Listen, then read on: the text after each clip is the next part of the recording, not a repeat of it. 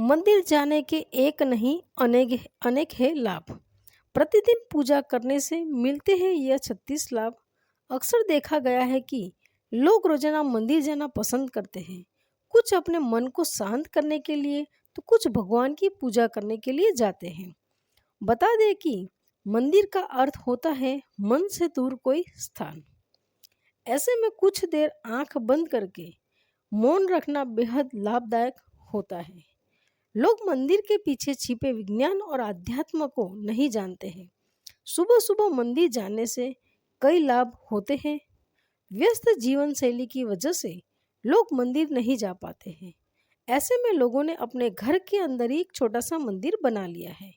ज़्यादातर लोग भगवान को याद करने के अलावा पूजा पाठ की अपनी इसी छोटे से मंदिर में करते हैं। घरों में मंदिर होना बेहद शुभ है। इससे आप सकारात्मक ऊर्जा से भरे रहेंगे। मंदिर से सिर्फ आध्यात्मिक लाभ ही नहीं बल्कि यह स्वास्थ्य के लिए भी बेहद लाभदायक है। कई लोगों को इस लाभ के बारे में जानकारी नहीं होती है, लेकिन मंदिर जाने की वजह से एक नहीं बल्कि अनेक फायदे हैं। लेकिन इससे पहले अगर आप भी चाहते हैं कि लक्ष्मी माता का आशीर्वाद आप पर बना रहे तो वीडियो को लाइक करें और चैनल को सब्सक्राइब कर लें और कमेंट बॉक्स में जय माता लक्ष्मी जरूर लिखें। नंबर 1, प्रतिदिन मंदिर जाकर व्यक्ति अपने मस्तक पर या दोनों भौहों पे के बीच में चंदन केशर का तिलक लगाता है। इस तिलक लगाने जहाँ शांति का अनुभव होता है वहीं इससे एकाग्रता बढ़ती है। दरअसल जहाँ तिलक लगाया जाता है उसके ठीक पीछे आत्मा का निवास होता है। आज्ञा चक्र और सहस्त्र चक्र के बीच के बिंदु पर आत्मा निवास करती है जो कि नीले रंग की है। अर्थात हमें खुद चंदन लगाने के आध्यात्मिक लाभ भी हैं। नंबर 2, मंदिर में प्रवेश से पूर्व शरीर और इंद्रियों को जल से शुद्ध करने के बाद आचमन करना जरूरी है। इस शुद्ध करने की प्रक्रिया को ही आचमन कहते हैं। आचमन करने से पहले उंगलियां मिलाकर एकाग्रचित यानी एक साथ करके पवित्र जल से बिना शर्त के 3 बार आचमन करने के से महान फल मिलता है। आचमन हमेशा 3 बार करना चाहिए। आज मन से मन और शरीर शुद्ध होता है। नंबर 3, हर मंदिर में पीपल, बरगद, नीम, केला और तुलसी आदि के वृक्ष रहते हैं। इन वृक्षों में हम जल अर्पण करते हैं या उन्हें हम नमस्कार करते हैं। इन वृक्षों में भरपूर ऑक्सीजन के साथ ही दिव्यता होती है जो हमारे मन और मस्तिष्क को स्वस्थ करते हैं। इससे हमारे मन को शांति मिलती है। नंबर 4, यदि आप प्रतिदिन मंदिर जा रहे हैं तो आप अपने जीवन में आने वाली उन घटनाओं से बच सकते हैं जो कि आकस्मिक होती है, जैसे दुर्घटना, हत्या, आत्महत्या जैसी नकारात्मकता आपकी जिंदगी से दूर रहेगी। नंबर 5, भगवान के दर्शन, पूजा और आरती के बाद में हमें तुलसी मिला चंद्रामृत, पंचामृत और प्रसाद मिलता है। यह चरणामृत और पंचामृत हमारी सेहत के लिए बहुत ही फायदेमंद होता है। आयुर्वेद के मुताबिक यह चरणामृत हमारे शरीर के तीनों दोषों को संतुलित रखता है। चरणामृत के साथ दी गई तुलसी हम बिना चबाए निगल लेते हैं जिससे हमारे सभी रोग ठीक हो जाते हैं। नंबर 6, प्रार्थना में शक्ति होती है।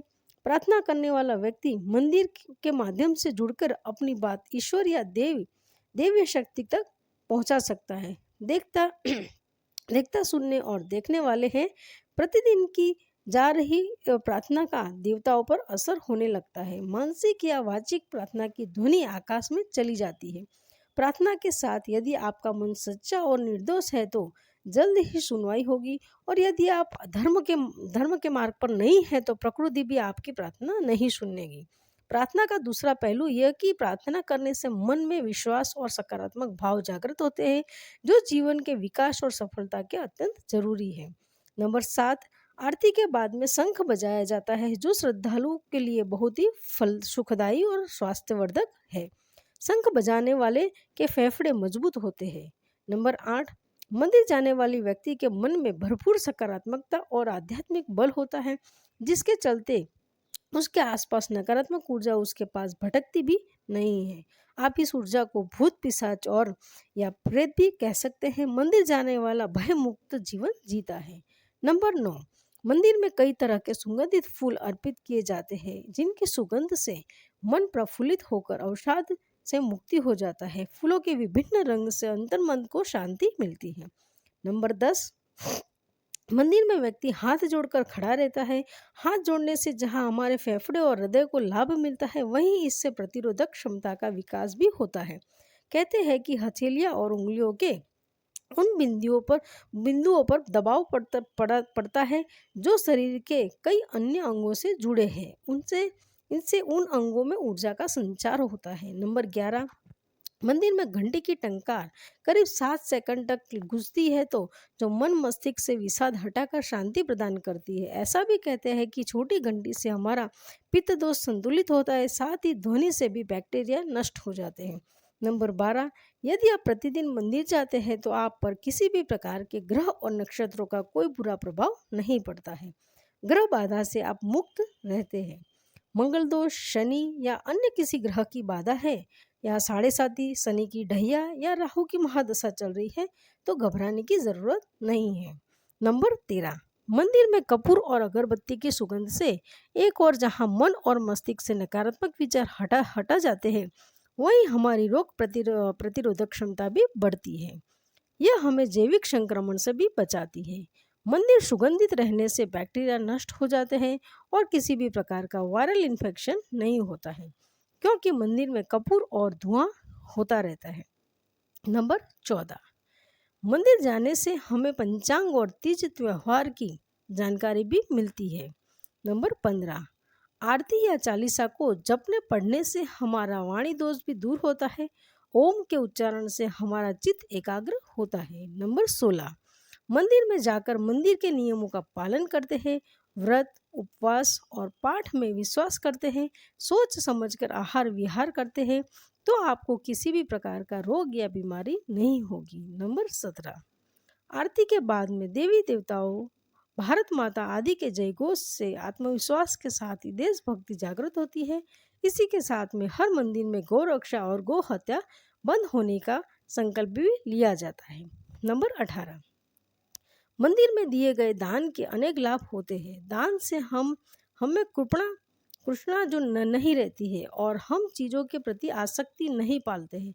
इसी के साथ ही हमारे सामाजिक दायित्वों को भी निर्वाह होता है। नंबर 19, आरती के बाद में नमस्कार और दंडवत प्रणाम करने से हमारे मन में विनम्रता और श्रद्धा का भाव जागृत होता है, अहंकार और घमंड का नाश होता है। नंबर 20, मंदिर जाकर मन से विश्वास और आत्मबल का संचार होता है, जिसके कारण मन में किसी भी प्रकार का दुख या शोक नहीं रहता है। व्यक्ति सभी परिस्थिति में समभाव से रहता है। समभाव अर्थात न तो भावना में बहता है और न ही कठोर होता है।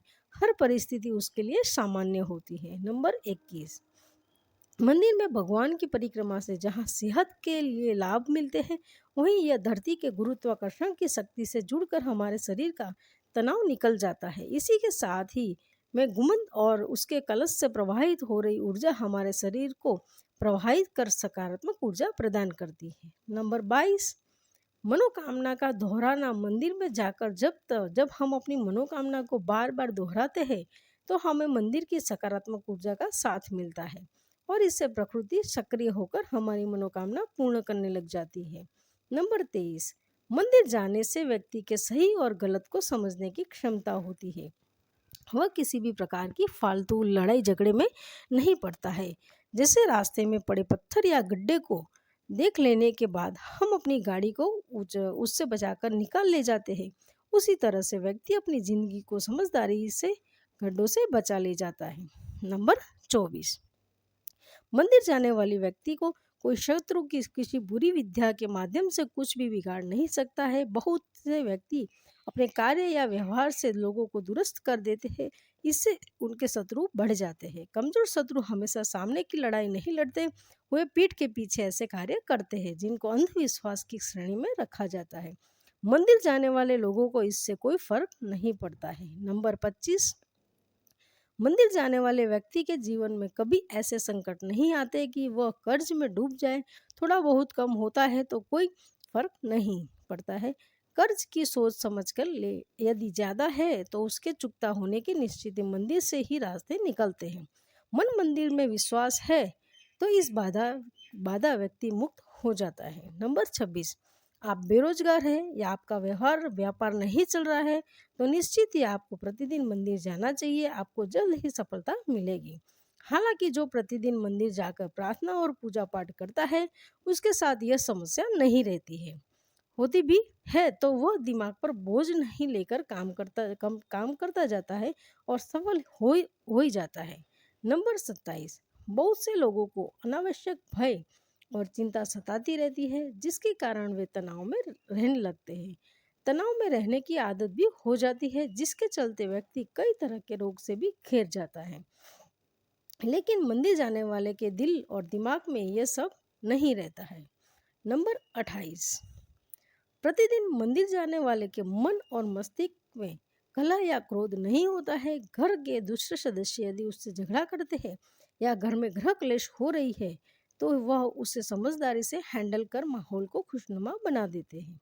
नंबर 29, प्रातःकाल पैदल ही मंदिर जाने से हमें प्राणवायु भी अच्छे से प्राप्त होती है। प्रतिदिन सूर्य की धूप के स्पर्श से सेहत में सुधार होता है। नंबर 30, जब हम मंदिर में आरती या कीर्तन के दौरान ताली बजाते हैं तो यह एक्यूप्रेशर का काम करती है। इससे हमारे रक्त संचार सुचारू रूप में संचारित होता है और शरीर की मांसपेशियां भी मजबूत होती है। नंबर 31, आरती लेने से हमारी हथेली की कोशिकाओं को दिव्य ऊष्मा मिलती है और हमारे भीतर पल रहे सभी विषाणु और जीवाणु समाप्त हो जाते हैं।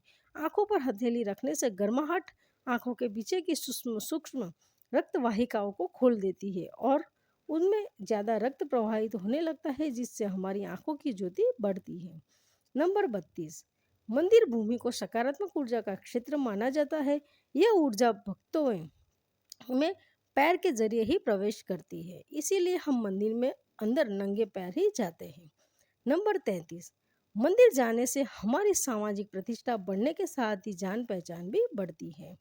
नंबर 34, मंदिर जाने से धार्मिक ज्ञान भी बढ़ता है क्योंकि वहाँ पर गीता, वेद, उपनिषद आदि के बारे में जानकारी भी मिलती है। नंबर 35, पूजा एक रासायनिक क्रिया है।